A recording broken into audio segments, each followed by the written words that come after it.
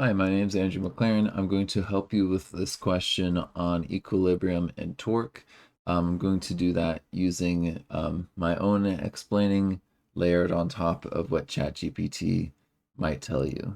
So this is what the the answer is, but you can see this is very unclear as to what is happening and why it's happening.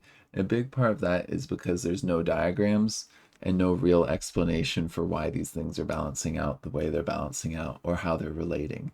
So it's just given a lot of things to being true, and it's just not very clear why or how that is without some visual diagrams. As these language models are not great at doing visual diagrams, this is where a human tutor comes in rather useful. So I was working with a student and they were able to correctly identify like this might be where it's rotating from um, this ruler and the wall. So they were thinking like, okay, the force is not going to create any torque of this friction on the wall, nor is that force normal. And they were thinking about, okay, maybe there's some torque in a negative direction from that gravity and a positive direction from the rope, but they should cancel out. So these two torques are going to cancel out. So they're able to correctly think through that and then kind of relate these two parts where we've got some torque going up and some gravity kind of pulling it down. As it's a meter stick though, this distance is half of the distance all the way to the end. So they were able to kind of see that we've got that 0.5 and 1 meter. And then there's also this angle that's appropriate to consider of our sine for our um, torque being related to like this angle that's in between these two things. And so that was a pretty good start. Um, but then we got kind of stuck as to where to go from there, just on our own as humans. Now, there was something that I was thinking about in terms of this linear directions, where we can see that there's things canceling out because this object's not moving sideways or up and down. And so you can see that there's gravity kind of pulling down, friction pulling up, as well as this torque one in the y direction. So those end up canceling out numerically, but also this ft1 in the x-axis. So if we're thinking about the adjacent angle, that would be cosine. That thing ends up canceling out with the force normal in terms of the magnitude. One might be positive, one might be negative, but those things have the same magnitude. We were also seeing how there's this coefficient of friction, and we can relate the force friction to the force normal, and substituting in that force normal the ft1 cosine angle, you can kind of relate these things here. So that can be used using some other substitutions. Now we had talked about earlier about how these two things are opposite direction, but they have like they kind of cancel out in terms of the torques. So we can substitute this force friction um, with some other things in there and relate these parts. So if you think about this force T1, that is related to this force friction, but you can rearrange and get force friction to being um, over this coefficient of friction in cosine, and that's equal to this ft1. There's also some other things that we can consider, like what I've got marked in gray.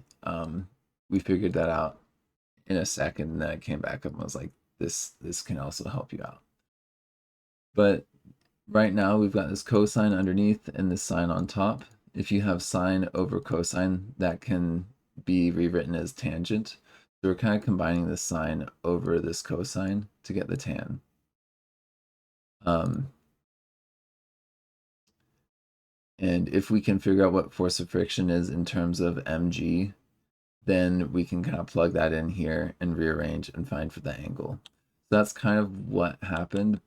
But in terms of how we get that, you can see that the torques, when you think about the rotation being from this end right here, well, I've got marked in black there, the torque of the gravity and the torque of the friction, they cancel out. So there's no torque, there's no rotation when we're thinking about going from this point.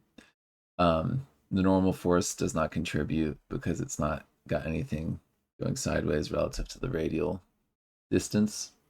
And the torque right here is at 0 radius from the rope. So it's really just these two things that we have to consider.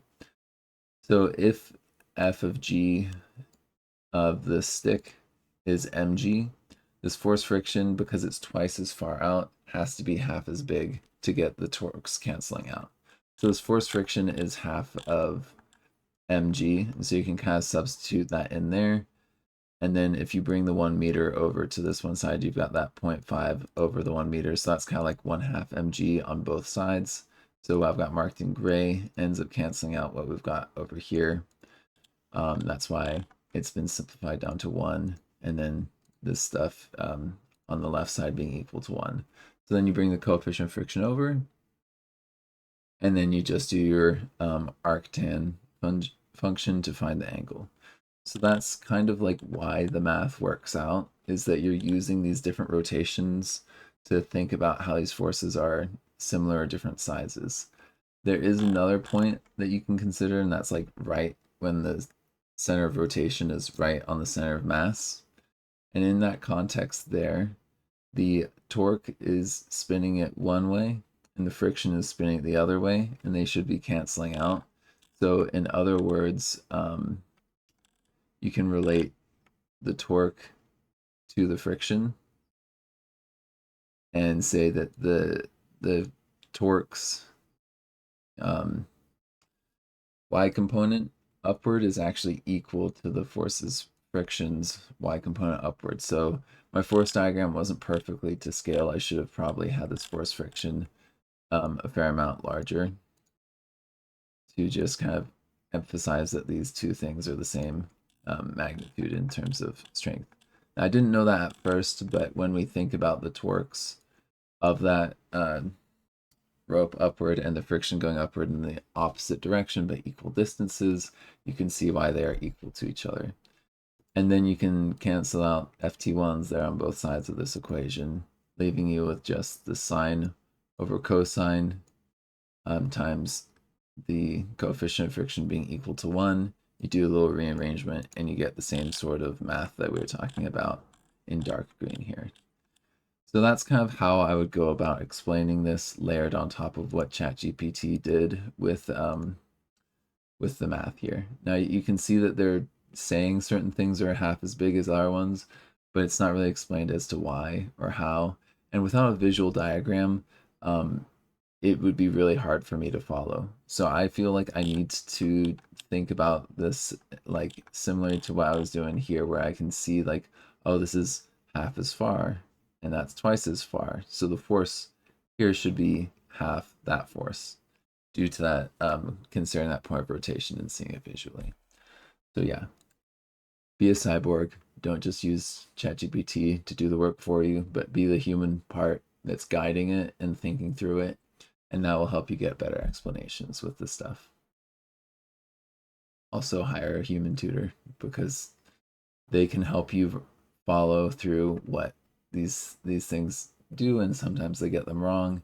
Sometimes they do the rather complex ones like this correct, but their explanations are not very clear without a human.